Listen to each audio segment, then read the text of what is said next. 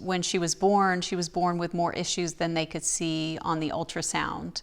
I thought, there's no way I'm strong enough to handle this. Sophia is my firstborn child. She is 10 years old. We found out that she was going to be born with facial hand and foot deformities when I was 34 weeks pregnant. And we were told that she may not survive birth. She has Rett syndrome.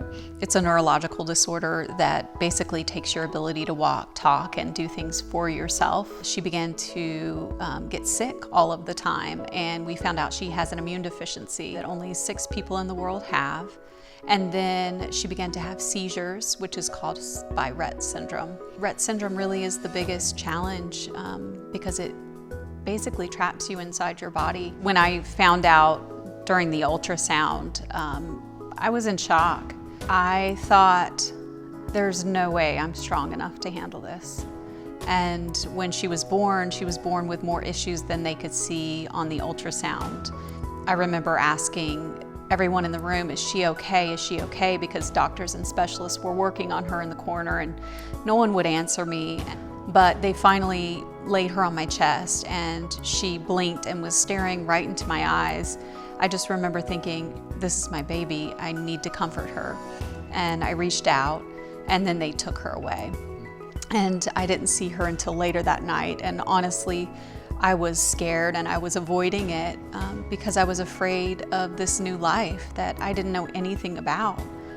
There was a point where the nurse was baby talking her before she handed her to me, and I just broke down crying because in that moment the shock faded and I realized this is my baby. And I held her and I cried and the nurse held me, and from that moment on I said, I don't care about anything else other than protecting her and doing whatever it takes to keep her happy and safe and loved. She is just the strongest human being I know. She's had 28 surgeries and she just handles everything so well. She's just so positive and recovers so quickly.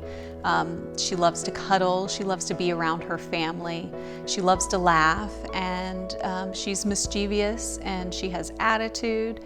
And sometimes when things align and her neurological storms have calmed, she can get a word out like calling me annoying, which we loved.